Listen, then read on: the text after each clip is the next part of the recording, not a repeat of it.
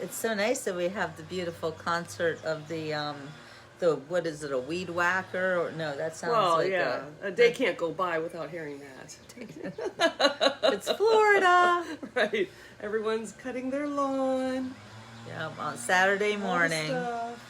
We're having a coffee morning with you guys. So where are you? Good morning. Where's everybody? Nobody's awake? Should we start tagging friends? Oh, there's Shay Razan. Hi, Shay. You're Good the morning, first everybody. one. So I titled this show Quit It. You guys know what we want you to quit? There's something out there that people do that is clearly out of habit because it has no benefit for you whatsoever. And every reason to not do it, really. And it can offend other people. Morning, Mike. Not just offend other people, but hurt other people. It is not just offensive, but it is actually dangerous for other people. I don't know, is it the number one I don't habit, or not habit, addiction? It's Probably the probably number one addiction, probably. it's up there. It's definitely up there. And we've gone through it, or we've had a loved one go through it. Yeah. Or we know someone who does it. Everybody is affected by it. Everybody. And if you guessed by now, we're talking about the smoking. Yes. Smoking cigarettes. Yes. Jill and I both used to smoke. Yes, We were just reminiscing how. Yep. We were What made us hardcore quit. addicts too. Really. I smoked a pack a day. Sometimes that's Two. what I I know. smoked 3 packs a day at No, one I didn't point. get up to 3. But Oh, and I dang. was the quintessential journalist in my office, chain smoking, writing stories, doing I used to be like able to smoke in the crazy office. person. I was in accounting. Oh, everyone and we in were my allowed to office smoke. smoked. Our office And the stunk. girl behind me didn't smoke, so I can't imagine what she went through. But at the time, I was very selfish. I only cared that I could smoke. I'm right there with you. And there's nothing worse than a bunch of journalists in an office smoking. Oh my God, we're a bunch of pigs. It wasn't nice. It wasn't nice what we did to that office. No, it's terrible. It really, really terrible. And I had You don't know such until a you stop. beautiful office too. Oh my gosh, my first office when I was my first job as a journalist, as a real card carrying journo at a news magazine in South Jersey. Shout out to No, LBI, the sandpaper. So the sandpaper, their offices burned down, Oh. and nobody really knows how or why that happened. Okay. Just saying. They literally didn't miss a beat. Like, they put out a paper that week, even though their offices burned down. I don't know how they did it. But I wasn't working for them then. But then they built new offices in Surf City, New Jersey. And so beautiful. Like, it was like this beautiful 3 or 4 story, like a big house, but it was it was where they had advertising on the first floor, and then editorial, we were up at the top, and photography, we were up in the top. So all together, we used to do our meetings on the porch that would be overlooking the bay. Nice. From my window, from my office, I could see the ocean. Wow. It was Wow. the best. Yeah. It was the I don't best. have that. I used to cover surfing competitions, and I used to write about boats and fishing and just everything. Nice. Ocean and Long Beach Island, and then came my first really big story, and this is so off the topic of smoking, but the first really big serious story that I had was when hospital waste started washing up on the Jersey Shore. That was 1987, I guess. It must have been, because 1987, that was the year I graduated. Was that the year I started? Maybe that was when I started working there. It was either 1987 graduated? or 1988. It was I the graduated summer. in 88. In the I was summer. a year behind you. And they had, you graduated 88 from college. Yes. Yeah, I graduated in 87. Watch your The phone's Oh, off. sorry. It's okay. It's just like I'm playing with the table. I know, legs. and I'm it trying to should, prop up my feet. but it's on my gimbal, so it really shouldn't be a problem. I'll Put use your the feet chair. on the chair. So let's see, what's everyone talking about over here? Anyway, oh, more airborne diseases. That's great. So yes, so we're bringing up smoking today, Carol, because the two of us, like we were saying, we quit smoking. I quit smoking on July 23rd, 2006. And it's not that I'm like all about that date, because it was quit smoking. And many of you know this. It's because my son's birthday, his 10th birthday, he wanted mom and dad to quit smoking for his birthday. And you've gone pretty far when your 10-year-old tells you how to live. And so I was pretty embarrassed, and I quit smoking that day.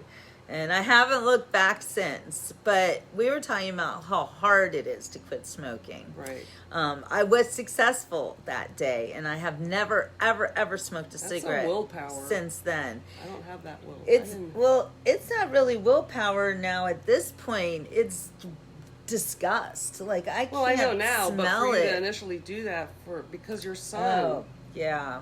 Well, yeah. begged you to. Yep, but it was just a moment where you realize that you really are hurting other people with smoke. It is something that definitely affects other people's lives. It's not a victimless, I'm not going to call it a crime because it's not a crime, but maybe it should be. Did you know that one of the reasons, so smoking causes macular degeneration. That's in your eyes. You literally can go blind, and it's not just it's not from you smoking, it's from other people smoking causes macular degeneration.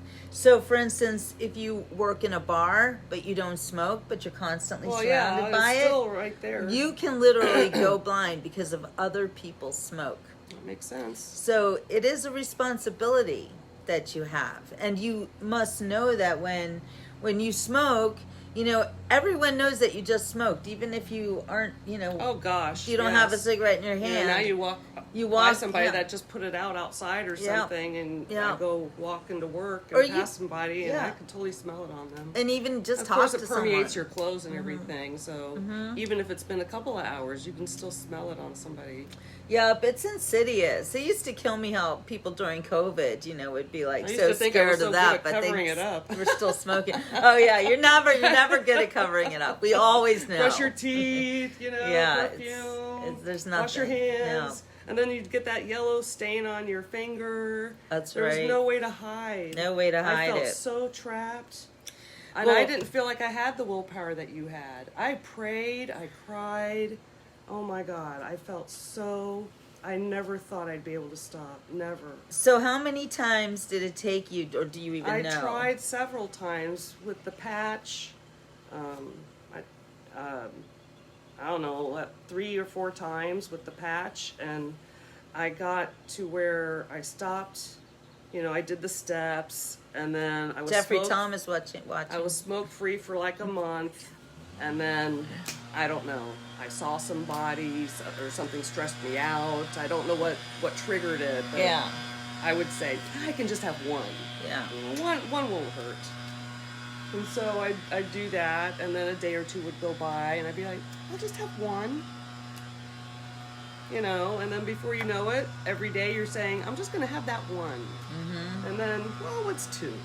And then you go out drinking with your friends, and then they're all smoking. And then, you had 5 that night. And then, and you just... It's an addiction. You talk yourself out of it. And it's not even just you, but your body is craving it because you've introduced that chemical and you get that dependency. And before you know it, you're back up to your pack a day or whatever it was you started out with. It's like dieting, I suppose. It is just like dieting. It really is. You tell yourself, I'm not going to do something, and then you end up doing it. And then you don't just do it a little bit, then you got to do it like crazy. Right. I've heard. Well, it's been a month, man. I can smoke 12. And, I've actually heard, and this is true, that you can quit smoking for 20 years and start again and you will literally pick up right where you left off. I believe it. I've heard that. So many people, they'll lose their quits after so long, and you'll be like, how the heck does that even happen? I can't imagine it. Me personally, I'm sure a lot of addictions are like that. that true, and with food too. You know, you diet, you diet, and then suddenly, you know, you bam, you're off the wagon, and you're eating everything in sight. It's just so crazy. You have to make up for lost time. Yeah, exactly. Everyone smokes the green wacky weed in Michigan now. Walking in a Walmart these days is crazy. You know what, Mike? It does seem like everybody's smoking the green wacky weed. You're not wrong, because it's seriously. That's become. However, it's not. You know, I think it's, for one, it's an industry that's popped up. And now you have to be super careful about the green wacky weed and where you get it from, because it may not even be real. You know, they sell the stuff in stores that they legally can sell because it isn't marijuana. It's something else. It's like something Chemicals. Something T9 or what's that? What are those names for it? THC? No, they have different names now. It's I don't know. yeah, no, it's like you're not buying actual marijuana, but you're buying something that looks just like it, but it has a different name. I forget what it's called. I don't know. Just don't buy the stuff in the stores. Just don't do it. I mean, unless you have the if it's the illegal license, and they're selling something that smells just like it or whatever, it's chemical. Well, and it's pretty easy. I hear. I haven't personally tried to do this, but everyone I know who got their weed card, you know, here in Florida, it seems like it's super easy to get. I don't know. I haven't tried to do that, but I did in a way for Ray. Ray needed it. Oh. You know, he was taking something called Rick Simpson oil at the end, which is supposed to cure cancer, but I don't know. I think we started it too late. You know, cut that grass.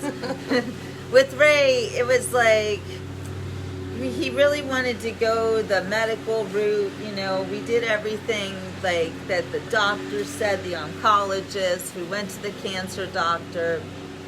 We didn't really try anything else, even though, you know, we heard about ivermectin and everything. And, you know, at the very end, I just rubbed some on his feet. It didn't do anything. We were just really reluctant, or he was reluctant. I would have done, if it was me, I would have done a lot of things that Ray would have tried anything. Ray wasn't willing to do, you know, and I do things like. I would have quit the sugar. Yeah, quit all sugar, you know, I would, put your feet over there. I would, you know, I would fast if I have to. Yeah, I would do so many things. I would find all kinds of things. Yeah. You know, I would research. I would too. But, you know, it's just like some people, they're set in their ways and they eat what they eat and their lives are the way their lives are and they're not willing to change. And my parents were the same. My mother, you know, she weighed 400 pounds at her highest weight. She was always very heavy. And, you know, when she died, we found all this candy in her room, and she was a diabetic, and I was shocked. I was like, why did Mom eat circus peanuts?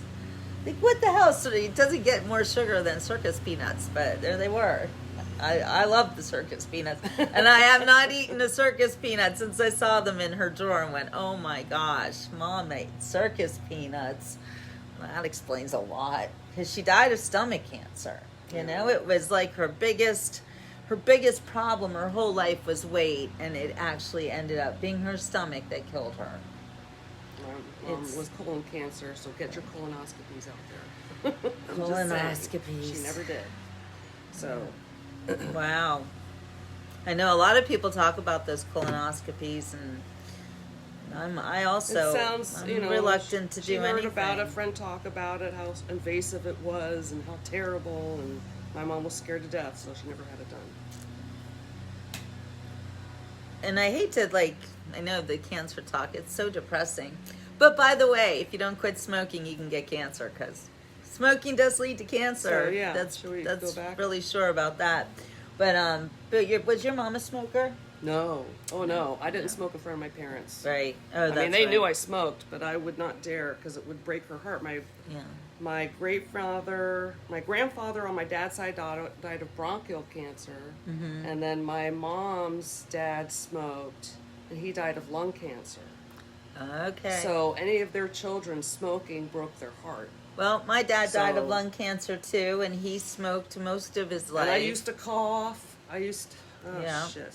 I used Yeah. to do everything to just try to clear up my lungs, except quit. Except quit. Anything I could do to just keep smoking. So, that said, how did you do it?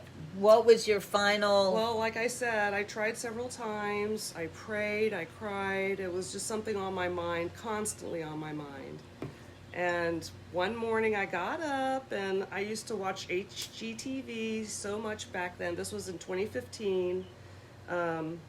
And they were having a marathon for the show that Chip and Joanne was doing at the time. I loved Chip and Joanne.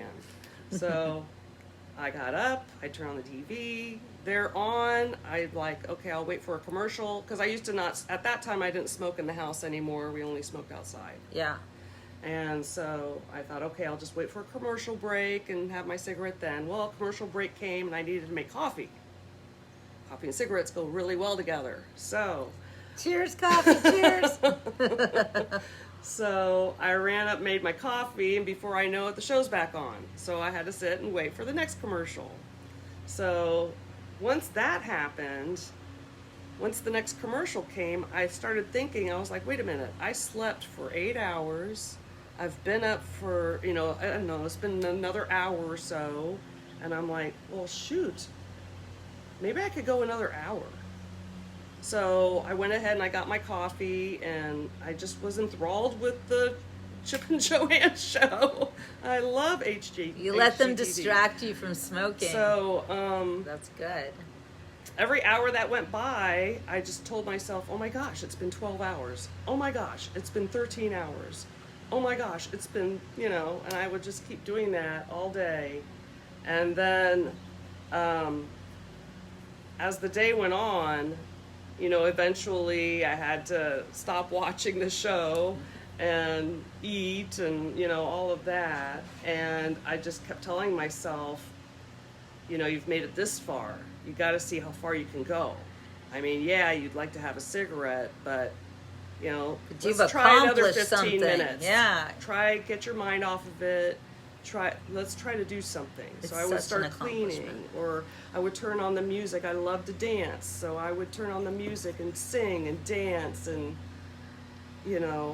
and then I found a smoking cessation app that was extremely helpful. There was a book inside that app that I started reading. Yep. And it had a calendar.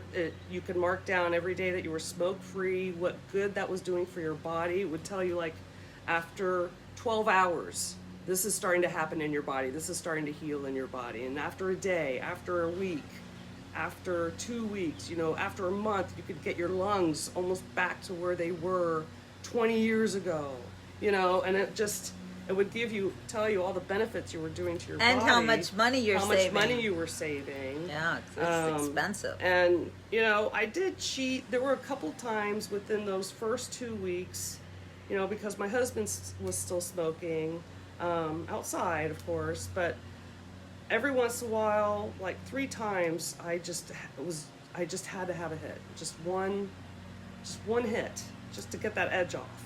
And I would run outside, he'd be smoking or whatever, I'd run outside to have one hit. And I did that like 3 times within that 2-week span, and then after that I never touched a cigarette, ever. That's amazing. And that book was really good, and I'm sorry I don't know the name of the book, but if you look up smoking cessation, There's and just so try to many look for like things the out number there. one, Yeah. maybe I could try to find a link to it or something. Yeah, because see that if you app can and put it in the was comments. a godsend. I Yeah. mean, Chip and Joanne got me going, and then that carried me through. And the book really talked about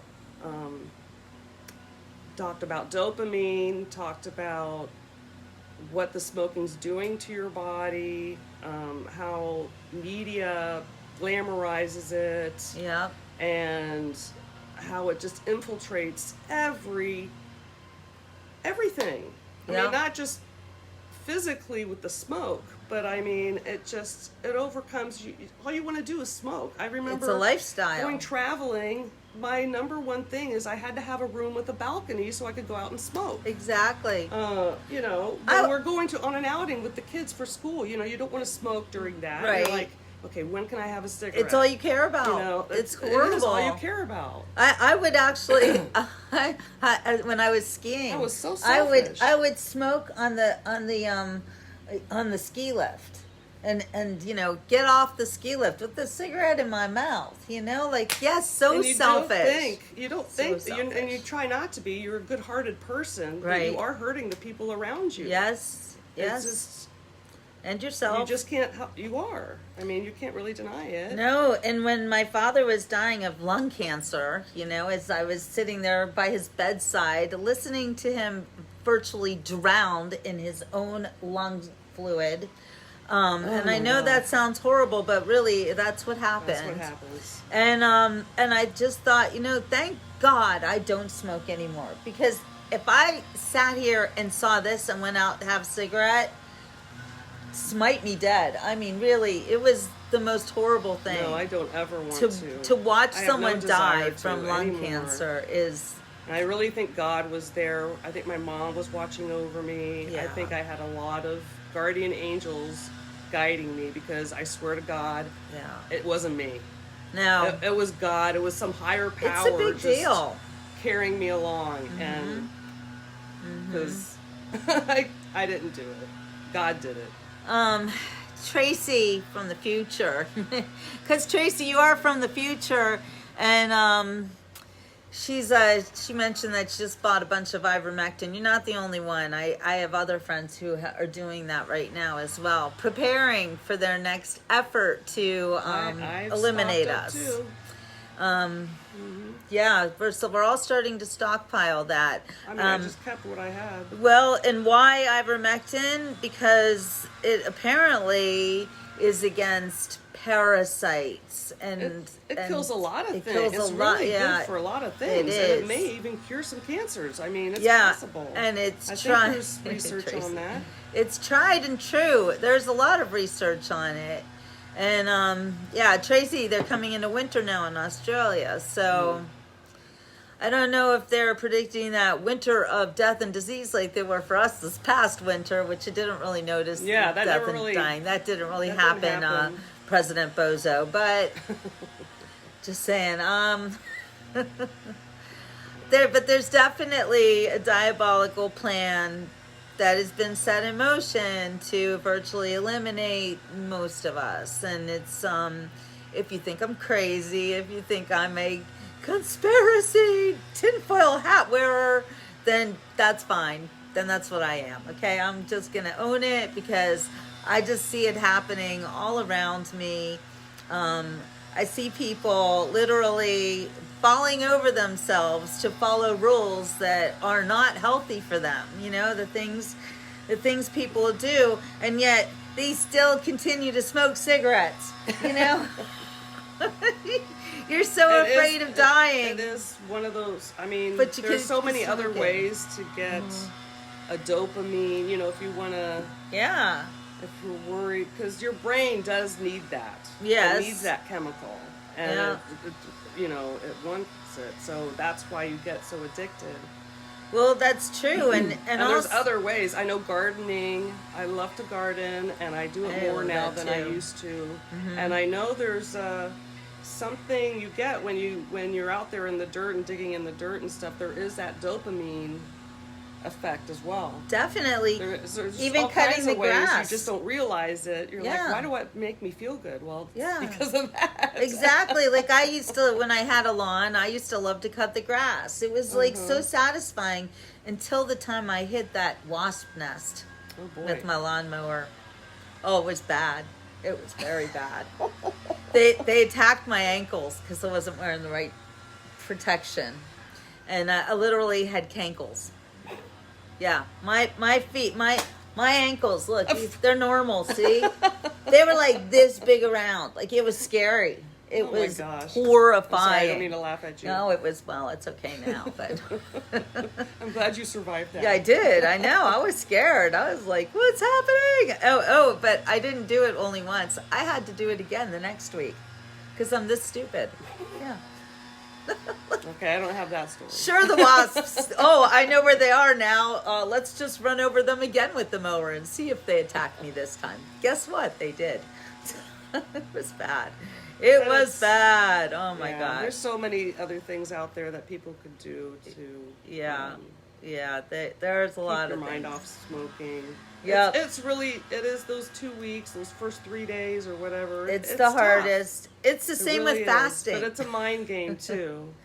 Everything's a mind game. So- Actually, you create your own reality. So, you have to think about that too. If you're smoking, you have to also understand that you have created this reality where you're literally not a victim, but like a slave. You're a slave. You're buying something that is not good for you, and then you're living your whole life around it.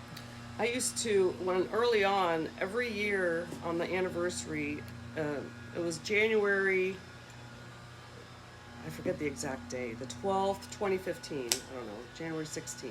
It was around there. It was one of the teens. But every year around that time, something special would happen where, like, the first year on that anniversary, my daughter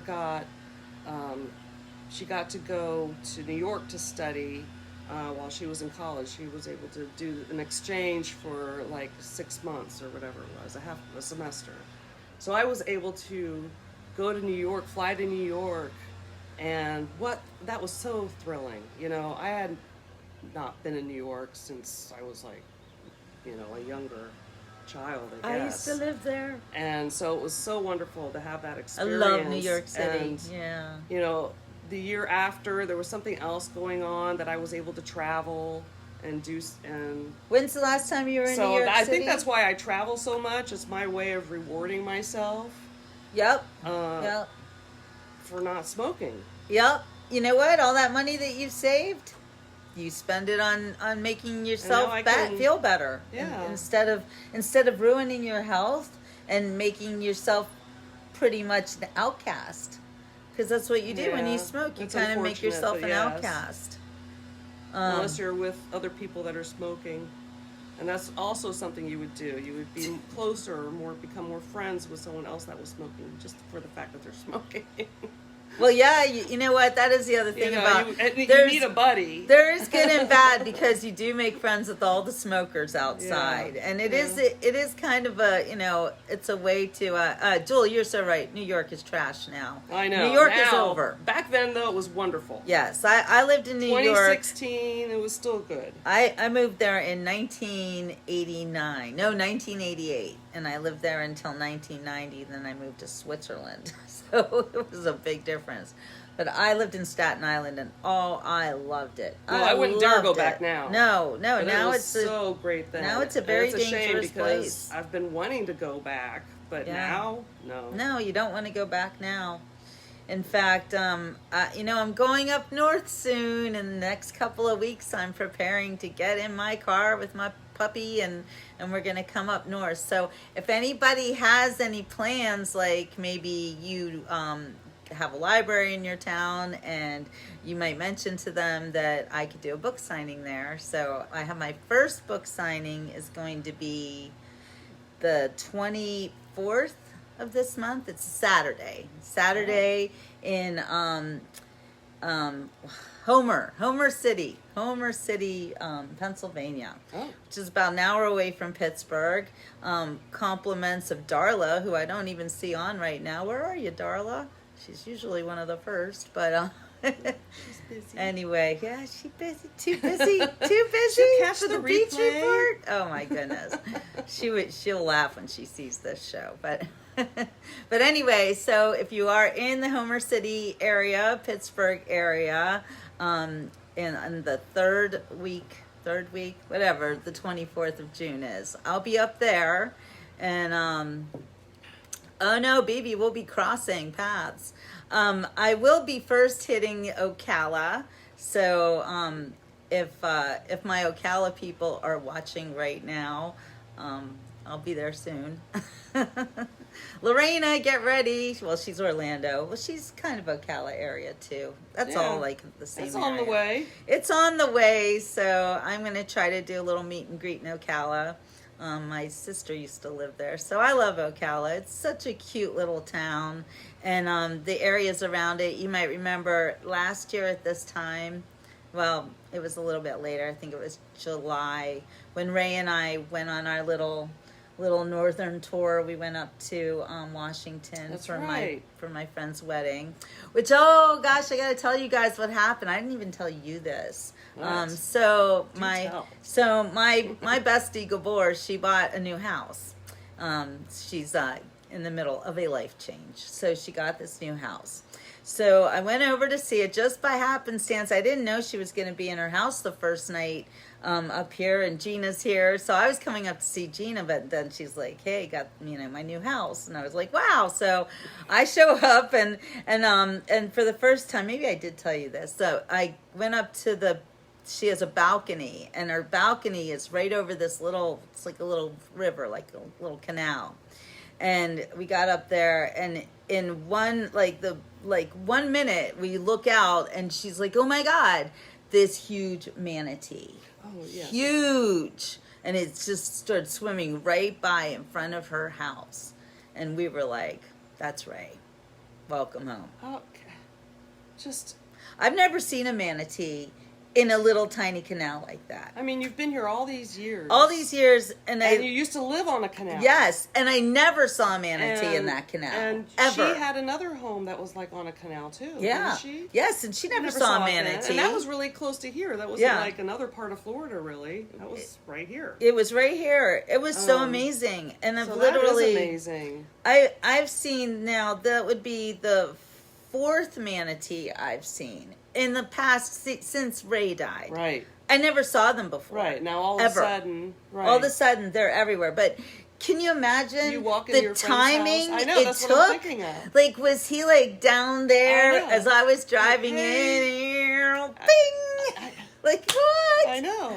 That was just way too, that was not a coincidence. You have to, I know. You have to think it can't be a coincidence. No, and it was huge, and it was like, yeah, that was just too, the second I show up, and there's the manatee. I know. And when Ray was last summer, was bad. It was a bad summer. You were there, know. And we went to her house for a weekend, and she put him in her bedroom. She had this bed that like vibrated and moved up and down and did all this fancy stuff. So Ray was really he wasn't mobile much. So it moved down so you could get in it? No, it went like up and down, back and put your head up, put your legs up. So it was elevated. Yeah, all that stuff. Okay. So and a vibration thing too. Right. Which is super fun. Okay. So anyway, we put him in that bed, and he was having a bad time. And he really felt like he was dying that weekend, but he also said that he felt like he was in heaven because he had me and Stacy. He said, I had 2 beautiful angels taking care of me, and we did everything we could to make him comfortable. And on the one hand, he felt like he was so loved and protected in such a great place, and on the other hand, he was dying. Right. So, but I think about that, and I know that, and I'm so grateful to her for so many things that she did for us to make his last days wonderful. In fact, she hosted our wedding, and she married you guys. Yeah, and she married us. Yes, Hello. she did. She married us. Yeah, like really, it was just above and beyond, And it was great what she did for him, for us in his last days. So, yeah, but anyway, Ray never smoked. cigarettes or anything. No. Ray he never did anything. He didn't drink, he didn't smoke, literally didn't do anything. It was sugar, though. Yeah, he was addicted to and that sugar. can also be, clearly an clearly, addiction. It was an addiction. He was addicted to it. He decided he didn't want to stop the sugar, and No, that was his decision. He actually thought that sugar was good for him. He said it made him happy. Well, so what do you do? There's the dopamine right there. There's the dopamine. But, the other thing that really breaks my heart is that he did actually die a drug addict because of the pain pills, the opioids that he was on. Wow. The oxycodone. I suppose it's very easy to get. I swear he got addicted to that stuff in a week. Like in a week. And he wasn't taking it for pain in the end. He was taking it because he had to. He would literally... Couldn't function? He would cry like this high-pitched screaming when he needed his oxy. I've never seen anything like it. It was very disturbing. And I will never, ever, ever touch any of those medications. Ever. I don't care. Even when my tooth, the doctor gave me the prescription and they said, oh, you should get it filled just in case, blah, blah, blah. And actually, I couldn't get it filled because the pharmacist simply didn't have it. So I was like, you know what? That's God's way of saying, this girl doesn't need these pain pills. And I didn't even need them at all. Yeah. I had literally... They overprescribe. No, they do. They really do. They really do. People complain out of the simplest things. That's right. Just man up. Bit of pain. Man up, Some things, yes. Okay. Obviously. There's going to be things where you need help. I believe that. Yes. Well, when I had the infection, a lot of people go to drugs just too easily. That's true. It is. It's like they give you the drug, so you take the drug. And then you're addicted, and then you feel should trapped, not take and the then drug. It's just... Yep. Actually, one of my friends, her daughter had her wisdom teeth out at the age of 14. And they gave her those pills, and she became an addict. And it got to the point where at one point we had to go to the hospital where she had just overdosed and was waking up on fentanyl after Narcan. Okay. Narcan. No, not fentanyl. Like, what? She had overdosed, and they had to give her the Narcan. And she woke up, and the first thing she wanted were her drugs. And I went with her mom to her apartment to clean it up. And there was just literally prescription bottles everywhere, drugs everywhere. Not the drugs, but the evidence of the drugs, And it was horrifying. And after that, she went on to, she got arrested for prostitution. And she had to go to jail. Yep, the things you do. And she had to go to jail. And when she was in jail, she was off the drugs. And it literally saved her life. And now I'm so happy to say that she has a good job. She's a normal person. She lives this happened like 5 years ago. Where she just hit the rock bottom. Wow. And now she's wonderful.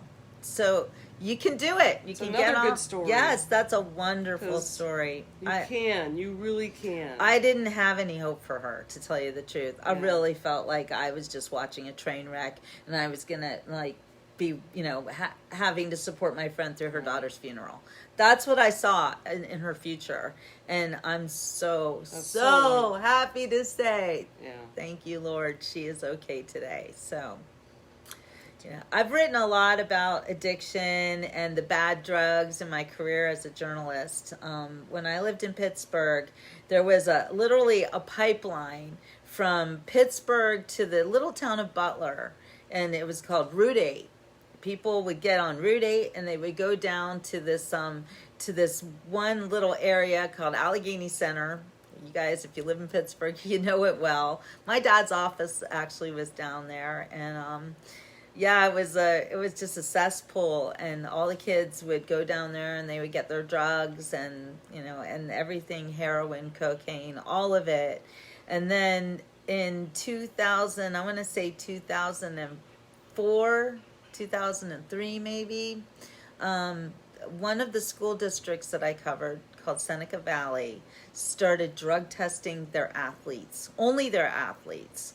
And that was a big deal. Like, it was huge. They were drug testing these kids every week, and the parents were flipping out, and and sometimes the kids would get caught with the drugs in their system.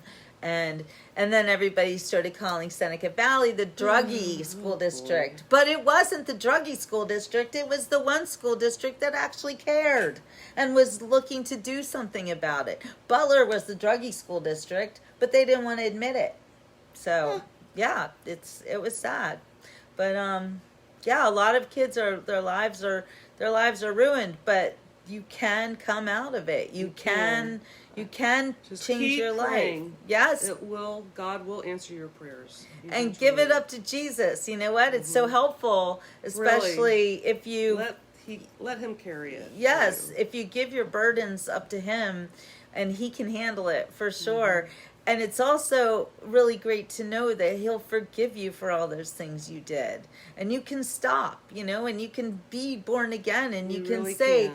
this is my new life. Believing. Right. Eventually, yes, it will happen. Yes, you it will. just have to believe.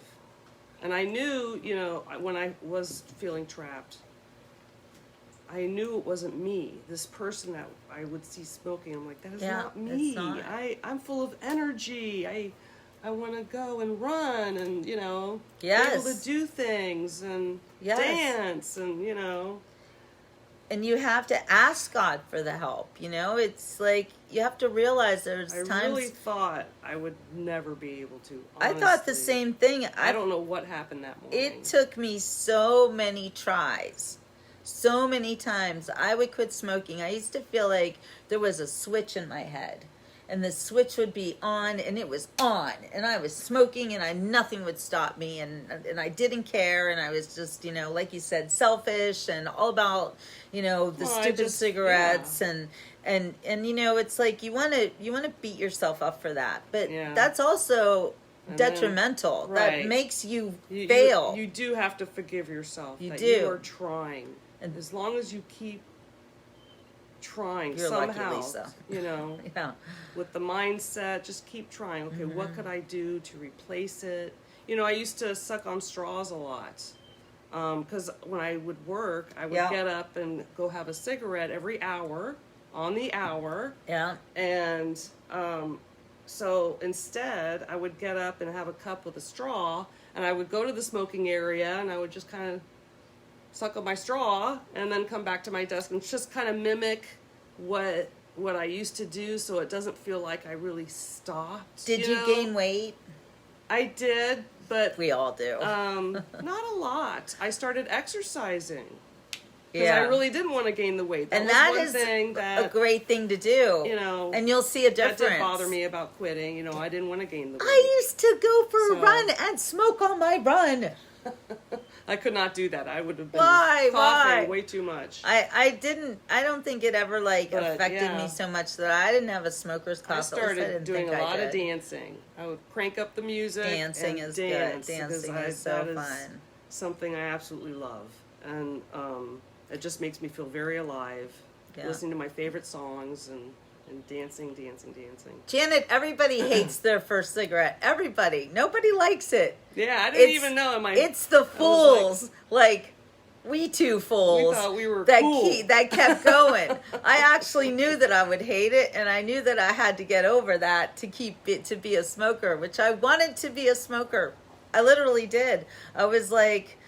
I don't know. I didn't start till I was 18. Which is so stupid. Oh man, I was like, wouldn't say I was 12. I was 18. I was pretty. I don't know. I didn't stop until I was 50. Is Sue Fox watching? Jill Berger, you guys. Sue and I, we were watching Adam 12. I don't know why. I'll remember this one forever. But remember that show, Adam 12? Yeah. One Adam 12, whatever, Adam 12. Yeah. And we had stole some cigarettes from her mom or something, and we were in the basement, and we smoked a cigarette, and it just was I was high on it. I know. Adam 12! Yeah. Somebody call the police! True. I remember that too. You'd smoke to get that little buzz. I don't know. And it was fun. It was fun. But then you'd have to have 2 cigarettes to get that buzz. And then the next thing you know, It's pack after And then you're not pack getting that buzz after at all. You just pack. feel like you need to have it because something bad just, whatever happened, you give yourself the excuse. Yep. Yeah, completely unnecessary. But yeah, there are ways to get over it. Also, another good way to deal with the cravings when you're trying to quit is to stick your head in the freezer. Something about the cold rush of air in your face. It's a real, I did it. It's a real thing. You stick your Really? head in the freezer and that'll take care of you. I never tried that. Yeah. Just saying. It's a real thing. Another way to quit, to deal with the problem of cravings for cigarettes is, and I used to do this a lot when I first quit, is I would watch other people smoke.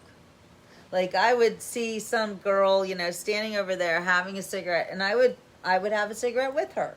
I would watch her smoke, and I'd kind of do the motions too a little bit, and do what she was doing. Yeah.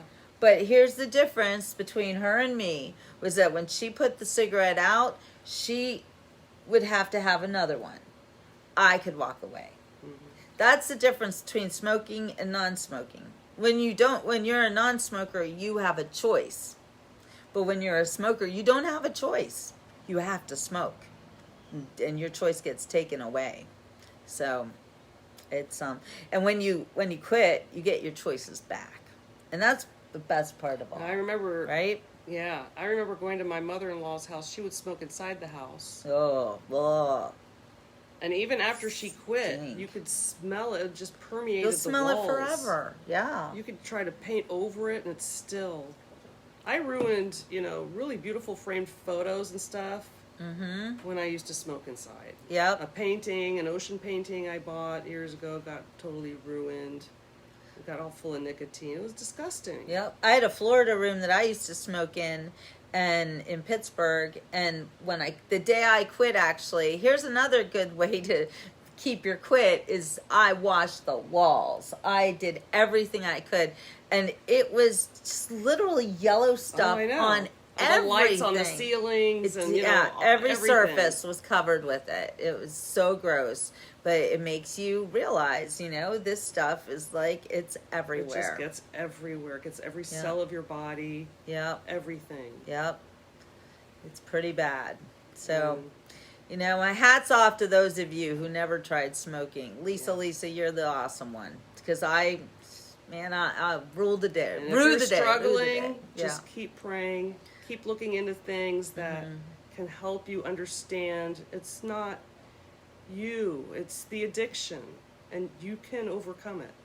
You can overcome anything out there. And here's two right here. I don't have greatest willpower, So no, but it's not willpower. It's really just being knowledgeable. What it's are a you habit doing, too, and realize, give yourself a little break too. Stop the habit.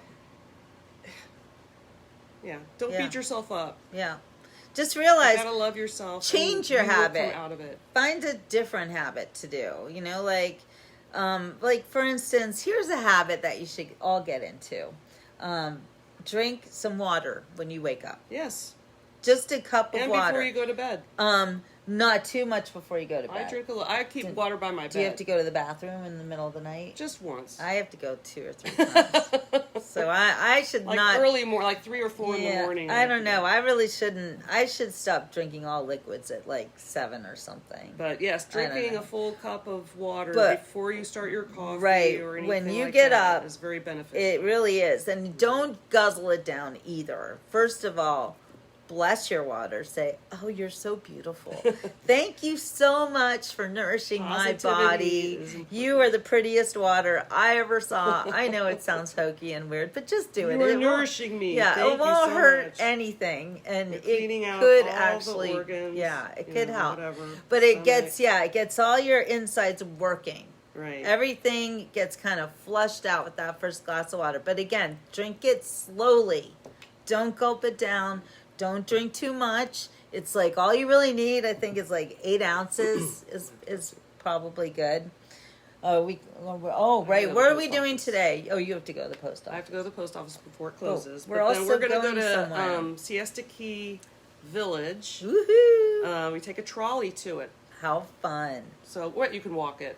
Well, Either way. I don't know. I have this. But it's I have down the this main stroller. strip. It's at the very end. I don't know, maybe it's a half a mile We'll be or something. bringing It's not Muffin that with far, us. but it's a bit of a, it's fun to go in the trolley.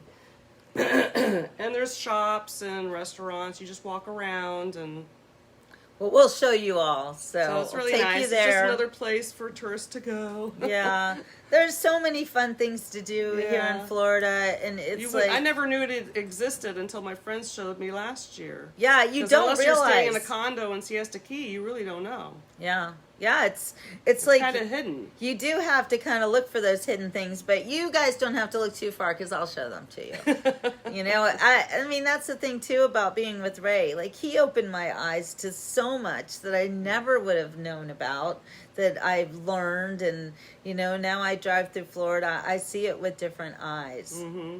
Yeah. Oh, they want to see Muffin. Let's see. Oh, I Muffin. think she's sleeping. Oh no, she's not sleeping. I'll go. You're gonna get her? Sure. All right. Gina will get Muffin. She's been watching us through the window. Muff, you're being requested. She's gonna get mad. What did you wake me up for? So we're in Sarasota. Look, there's a baby. Oh. Hi, everybody. Oh, she's I don't think she really sleeping. wanted me to pick her up. She never wants anyone to pick her up. But she's being really sweet about it. She is so I'm being going to really put her sweet back about it. because she looked really cozy in her bed. Yeah, put her back in her I'm gonna put her bed. back. You're welcome, Hi, Jim. everybody. She is so sweet. Annie, that's such great advice. If you are dealing with addiction, you do need to give it up to a higher power, because it's so insidious, and it makes you feel so, you know, like a slave. Addiction is addiction is actually nothing. I want to say it's nothing more than a habit, but we know that's not true. When you've got something in your body, I mean, you know, you're looking for the dopamine hit and all that stuff. There's so many other ways. Yeah. Walk along the shore. There's a lot of stuff. We're going to walk along the beach later. That's going to be my Yeah. dopamine. Yeah, that's a big dopamine hit.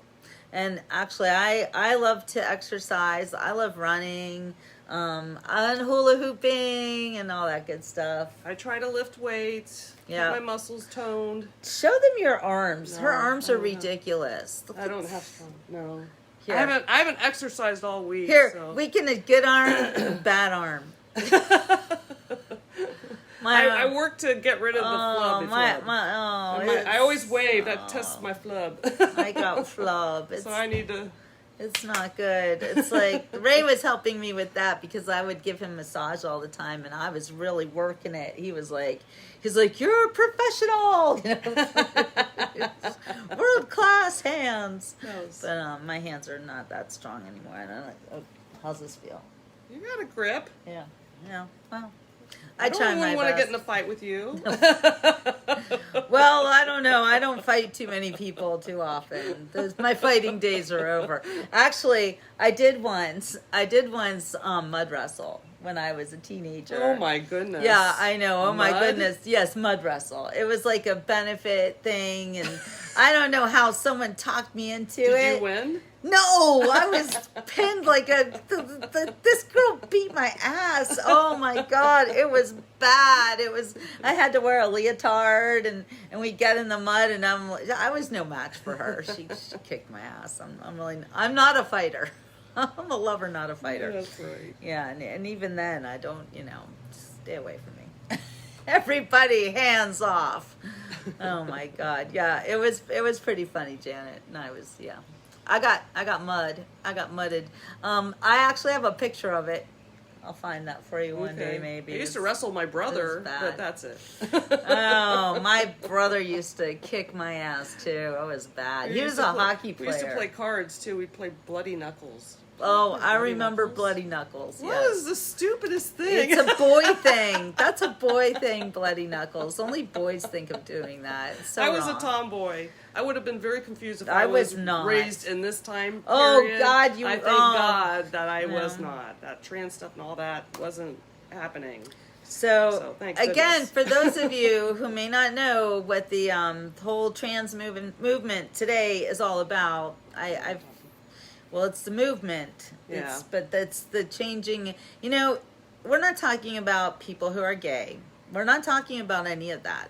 We're talking about teachers grooming Indoctrinating, children yes. to Grooming. think that, number one, that God made a mistake. They're telling them that they were assigned a gender by a doctor, which is silly because really God chose that gender for you. They're telling people that God made a mistake, and then they're also telling the kids that your parents don't know what they're doing. Feel. Yeah. And you don't have to tell your parents. Right. They don't need to know. It's the worst thing you can do is turn a How child do you feel? against God and their I felt very parents. tomboyish when I was younger. And that's a good thing. that is, some kids are like that. I wasn't a tomboy. Then I went through puberty. And then you got girly, and then you And met then I started looking at a those boy. boys going, Yeah, and you got married super young too. Yeah, well, I was 21. Well, I think that's young. I mean, I was 25, so. My honey wasn't. He was 2 years younger. Oh, he was a puppy. He wasn't even old enough to drink at your Wouldn't- wedding. Yeah, Oh, I had my to go goodness. buy. I had to buy the alcohol. That's pretty funny. Look, there he is now. Hi, honey. But Baphomet addenda. You mean agenda, right, Jeff? Oh. Yeah, Baphomet. Yep. Exactly. You guys should look that up. I didn't want to talk about it, but Look it up. But look it up. I mean, it really is a thing where it's not about gender. It's not about anything but changing, controlling yes. people. It's about turning children again, controlling against the the population people again. who love them. Mm-hmm. You know, it's about government taking over the children. They're after our children. It is a literal war on children. Well, that's the these easiest days. mind to They're the easiest manipulate ones. and That's right. mold into what you. Mm-hmm. Yep.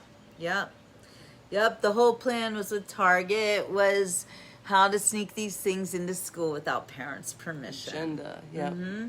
No parent should be faced with a child so I don't even want to say disrespectful, but they're literally taught to have no trust.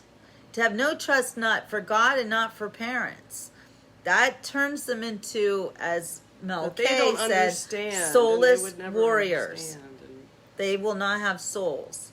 Then when you give them these puberty blockers, which do people not realize that a puberty blocker is something that will render a person sterile? So, you know, they're on that kick about there's too many people in That's the why I say world. population Yeah, control is also in population play in control, this. all of it. All of it's at play. All of it is to get the kids to turn against God, turn Get you against on parents. pharmaceuticals too. Yeah. Oh, pharmaceuticals. That. Good I Lord. mean- You know, all of it.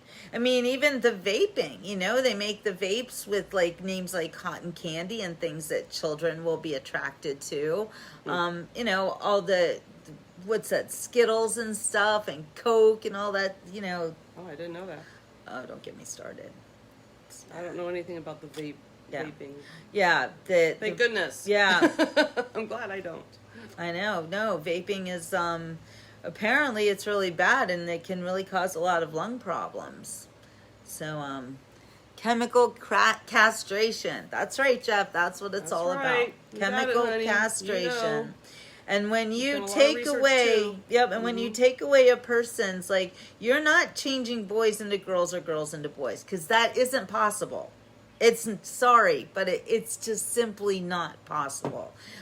When you die and they find your bones 200 years from now, they're going to know if you were a boy or a girl, Yeah. and what you wear doesn't even matter because they can tell from your bones. Because women and men Even are if you have created surgery. differently. Yes, even with the surgery, they'll be That like, stuff, your the- bones will last. right. And the bones will tell the the story. bones tell the truth. Your bones cannot be gender changed. look, They're they look at just always dental the records. same. And and for that, less than 1% of people who actually have like 3X chromosomes or whatever, or have, what do they call it? I I don't know, where you really don't know what your gender is. There's a thing Yeah, with I don't that. know the- But that's really rare, you guys. It's really And rare. we're not talking about We're that. not talking about that at all. We're not talking about the real people who really do suffer. Exactly. And need, there is that small amount, very small amount. And why do you think Most that of it is mental illness. it is? And part of it too, so you always hear about these people want to kill themselves. Like that's a big thing with them. And they blame everyone else. Oh, you make me want to kill myself. Okay, first of all, that's crazy. Second of all, this wanting to kill yourself comes from no trust. You have no trust in God and you have no trust in your parents. I would want to kill myself too. I mean, can you imagine you're a child and you cannot trust anybody or anything? Yeah.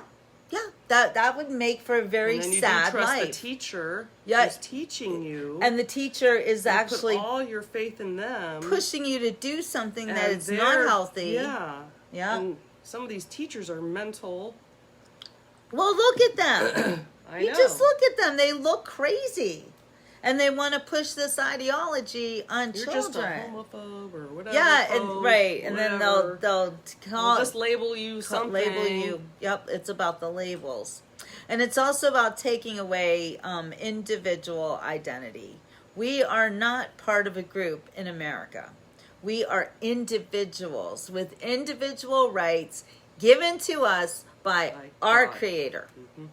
Individuals. I'm not just a woman or part of a group of women. I'm not part of a group of believers. I'm not part of a group of white people. I'm me. I'm just me. And God had a very special plan for me. And I'm following his plan to the T. And you know what? When you do that, life is pretty great. Yeah. You can have problems, crap's going to happen, but you can always get through it because you know that your problems are really minuscule to him. Like not to make light of your problems, but like he can take care of that. Like it's like no big deal. Like, girl, I got this. And give it up to him. That's right. Just give it up to him. Be like, I don't know, I can't, like even with watching Ray die, so many times I felt, in the end, I felt that I was in hell. I really was like, literally felt like I was in hell. But I also knew that, this is going to end. And I will be able to look back and say, you know what? I did right by Ray. Oh, you most certainly did. I did. And I'm not sorry. We watched you. You were there. You were there. You all watched me We too. all Everybody watched what I did. And yeah. There's no denying that you No. were there. No, and he never would have And you- had that if it wasn't No, for I me. think you extended his life. That's what he said. I think you did. I And you think I brought did. him joy in his last I did.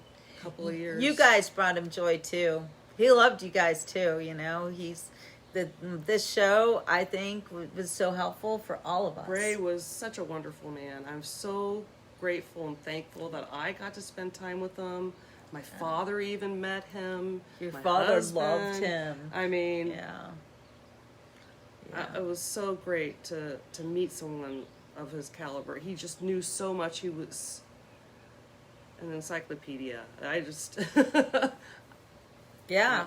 Yeah, it was I love it when literally he took us through the Everglades. everything. He knew something and he about was so everything. proud to do it. He loved it. He loved showing people around. He really enjoyed doing it. Even in his last few months, he was still trying to make plans to, if we could get this Jeep with the thing on the roof and people could sit and we could take them here and do this. He really just wanted to pass on his Always knowledge. had plans. He was a teacher. He was a teacher. He was a great teacher. Mm-hmm. And he taught all of us so very much. So yeah, when Stacy and I saw that manatee, it was like we both were crying. We were. I can imagine. It was beautiful. It was, and it just felt so like there's Ray. Yep. Sent us the manatee. Not a Knew second I was thought. driving there, so he went, "Hey, you, get over here." It's like cue manatee. I mean, couldn't have been more perfect. And what a perfect spiritual animal to send us to. He's always right there. You know, it wasn't a dolphin, it wasn't a shark, it was a manatee. They're so special. And you know, like she was saying, we live in Florida so long, you don't really see this. That's what makes it so so Yeah, special. it's You so- realize how rare that it's is, amazing. and to happen at that moment of time. That moment. When this happened and these steps occurred, and then all of a sudden there you are, and you see it, and it's like he had to have sent it. There's no other there's explanation. no other explanation. You know, it just There really isn't. it was, you know, it was a moment. I hate to. I know, I we have to gotta run an go. errand. She's gotta go. We gotta go. All right, but we'll see you guys later, and we will take you to the villages. Not to be confused with the villages up north, but, Not the senior center. the place, Sarasota or- villages. yeah. So we'll see you guys later, and have a great morning. Enjoy your coffee, and if you're still smoking, maybe try not Just to keep smoke praying. for today. Yeah. Just take it 1 minute at a time. Get that app that I Yeah. talked about. Start reading that book. Yeah. I'm sorry, I can't. It I'll try does to be more there's specific, all sorts but of stuff out there there to is all help sorts you. of There stuff are out so there. many But tools. this particular book, and it was real big too. I don't think I ever finished it. Apps are really good. I did the same thing. And if you want to run, go ahead. I'll Okay. clear them out. All right, see you Bye, later. everybody. But my quitting smoking story also involves technology, and it was a website back in 2006. It was called QuitNet or something like that. Anyway, and there was like a chat component to it, so everybody kind of quit together. So I would always advise you to do it with a friend, to do it with help. It's not something that you should try to take upon yourself by yourself, because it takes a lot of people. And Julie, you're right too. Stop drinking alcohol. That's another one. Or cut way down. I don't know. It's always something. We all have our vices, but some are worse than others. So anyway, everybody has another day to make a difference in the world. Every new day is your new chance to have a great life. You know, it's all up to you and your Creator, who is with you always, holding your hand, guiding you in everything that you do, whether you know it or not. But you know, if you know it, then you can use it. So great one. Donna MD Anderson offers a free program for quitting smoking. There's a lot of stuff out there. So I advise you to try it and live your life smoke-free, because there is a lot of freedom when you quit smoking. You learn that there's a whole world out there that you can access now that you don't smoke anymore. It's really different. Hi, Renee. One day at a time, exactly, Nadine. 1 month ago today. Nadine, hats off to you. I'm so proud of you. So proud of you. That's it, one day at a time. So we got a testimonial right here. And you can do this, girl. And if you feel like you are faltering, you come on the Beach Report. You let us know you're having a bad day, and we'll help you fix it. All right? So, hi, Trish. All right, you guys. I'm going to go. So, ciao for now.